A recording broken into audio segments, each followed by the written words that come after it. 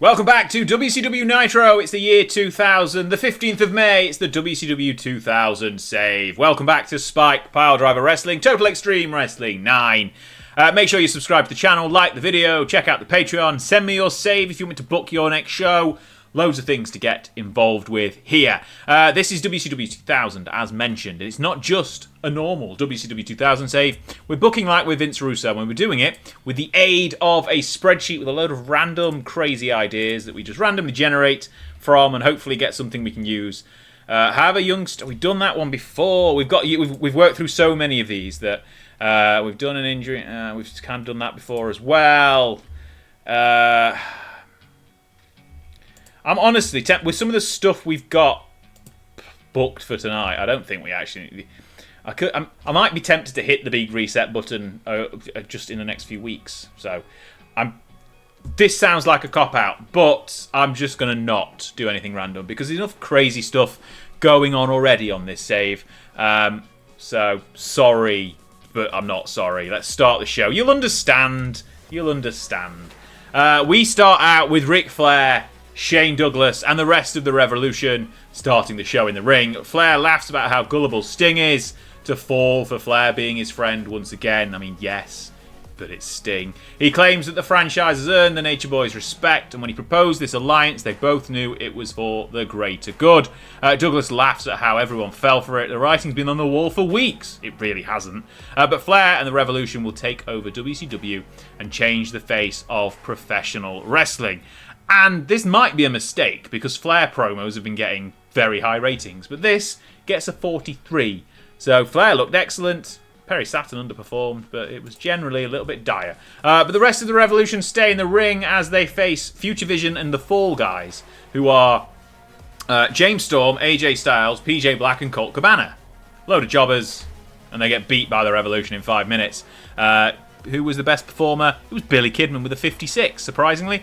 Dean Malenko 55, Mike Awesome 50, and Perry Saturn 48. Everyone else, all the jobbers in the 20s. But this keeps the Revolution with all their titles ticking on as we go forward.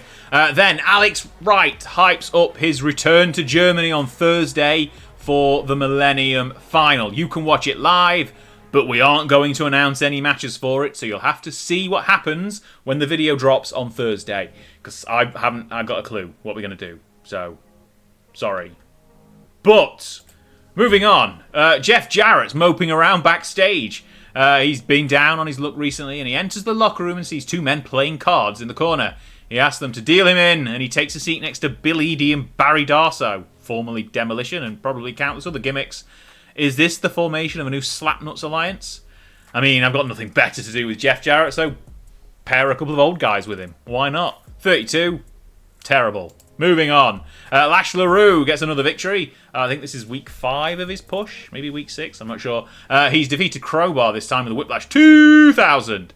Crowd actually like it. Wrestling sucks. Overall got a 35. We'll check in with how Lash LaRue's doing in terms of popularity after the show. We then cut to Sting and Mean Gene talking about how he was betrayed again by Ric Flair. The Stinger shouldn't be surprised, but thought that Ric Flair had grown as a person. But it seems he'll never change, and oh, isn't that true? Sting has 2 goals. Put the Nature Boy back in his place and regain his WCW title. That gets a 54. We might finally be starting to get somewhere on the... No, we're not. Shane Helms, Evan Courageous, Shannon Moore, 3 count. Wow the fans with their fantastic lip-syncing and slightly mistimed dancing before Shane has his match, which he wins against Stevie Ray, and it gets a 31. Crowd again liked it more than the wrestling, but it still sucked. But never mind, that's Shane Helms' 5th or 6th victory on Nitro in a row. We go backstage with David Flair and Daphne sitting in Eric Bischoff's office. The WCW commissioner arrives and he's surprised to see them. Daphne is still dressed like a referee and she begins her 10 count, but Flair, in his old suit, probably Rick's old suit, interrupts and tells Bischoff that he's willing to settle out of court if he gets reinstated tonight and has a match against the ringleader in his conspiracy, Sting. Bischoff hasn't really got a clue what he's talking about or where Flair has been the last few weeks, but he says if he wants to face Sting, he can do so tonight, just get the hell out of his office. And it gets a 26. I mean, this is gold right here. Why is it getting such poor ratings? We then go to the ring, and let's segment's gone too long, apparently, as well. WCW World Champion Scott Hall is here, and he immediately calls out the turncoat Kevin Nash. Hall should have known Nash had no morals and would do anything for an extra $1, and he blames himself for not striking first. Big Sexy then arrives and simply smirks at Hall. He tells his former best friend that their relationship only lasted this long and it only worked because Hall was always the bumbling sidekick. The second Hall sobered himself up and got his head in the game was the second he signed his own fate. Nash is unapologetically selfish and he wants the world title match tonight. Hall doesn't answer, but he launches himself at Nash and the pair brawl until they are pulled apart by security. For some bizarre reason, we are still foreshadowing a Kevin Nash face turn, and the crowd do not like angles that go more than 3 seconds. Apparently, this one probably should have got in the mid-50s, but it gets a 48, which is a shame. Got the crowd interested again, though, which is okay. We then go backstage to Mean Gene, who's with Booker T, and he's talking about everything in the past being irrelevant, and going forward, he's laser-focused on winning the world title. He then spots some old sucker stood off camera and asks him what the hell his problem is. Terry Funk walks into shot, and without saying a word, the pair start brawling right in front of Mean Gene, for goodness sake. Get the hell out of here. 44 for the angle, and we go straight into a hardcore match between Booker T and Terry Funk. Funk sustained a whiplash neck strain. Wonderful. Wonderful, wonderful. Booker gets the victory, though, with a scissors kick in 7 minutes, and it gets a 55. Funk's injured. Wonderful. We then see Sid Vicious wrecking the backstage area on the hunt for someone or something. We don't know who or why the big man is causing so much chaos. I'm sure we will find out later in the show. That gets a 54. Sid's still got a groundswell of public support for some reason. We then see a video about Vampiro hyping up Millennium Final in Germany. Vampiro, the US champion, will be there live. Will he? Who knows? I mean, I forgot. I think he's not been on TV for about 5 weeks now because he's injured. But we're hyping up next week. 54. Keep going. Eric Bischoff, the commissioner, announces the obvious. Rather than waiting for the Great American Bash, Scott Hall will defend the WCW title against Kevin Nash in tonight's main event on Nitro. Gets the 34. Why Bischoff can't deliver a promo, I don't know. Moving on to a match. Sting defeats David Flair by disqualification after Ric Flair runs in and attacks Sting. Gets a 49, but I guess that means David Flair's reinstated? Who really knows? At this point, this show is completely off the rails. But a 49 for the match is adequate at best. Sting's DQ victory is scant consolation as the rest of the Revolution rush down to the ring and join Ric Flair in beating on the Stinger. It's a 6-on-1 beatdown until Lex Luger and DDP rush the ring wielding steel chairs, and it's enough to send the Flair Revolution, whatever they're called, back out of the ring. Ric Flair was the real star. Kidman and Tori have good chemistry. Everyone else was kind of there. Moving on. Finally, something with a good rating. It's a video about Goldberg. He's coming back in 2 weeks. Who's next? I mean, I don't know, but we're probably just going to keep spamming Goldberg videos every week until he's back. 77. Good. Gets us to a main event, which is actually decent. But we've switched the world title again. Kevin Nash wins after interference from Sid Vicious. Nash is the new World Heavyweight Champion.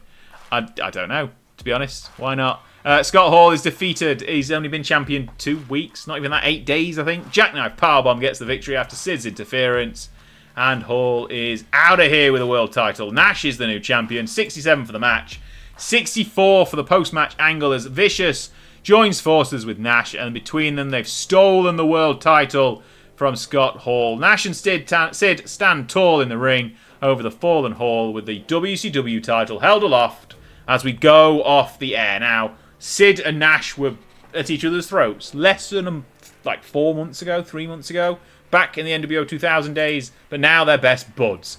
62, we've lost popularity, gained a little bit, should have gained somewhere else. This has been a bit of a mess of a show. Apart from those last 3 segments, everything else was pretty naff.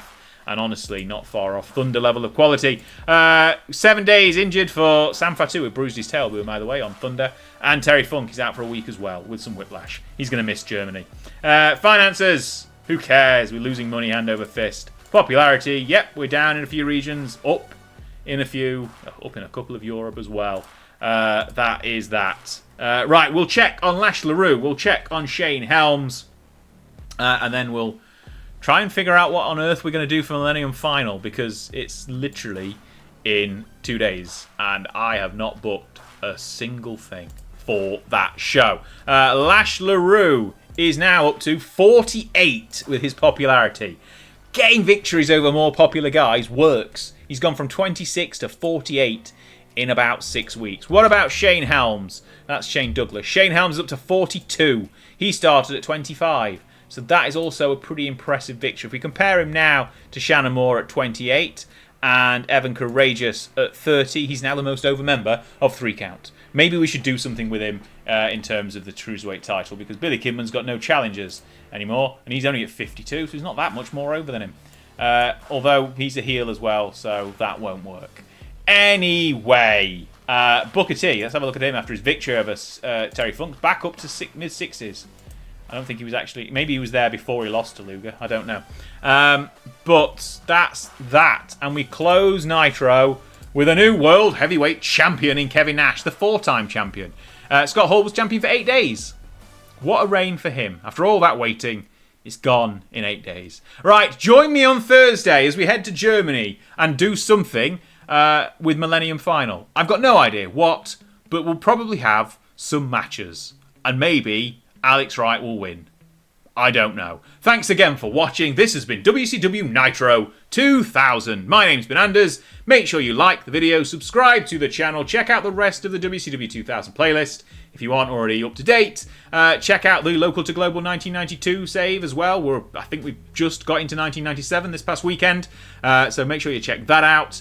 And check out the Patreon as well. Thank you to the Patreon subscribers. Patreon members rather. Their names are on screen now. If you want to join them, you can go over to the link in the description. But once again, my name's been Anders. This has been a mess. I will see you on Thursday for Millennium Final. Thanks for watching.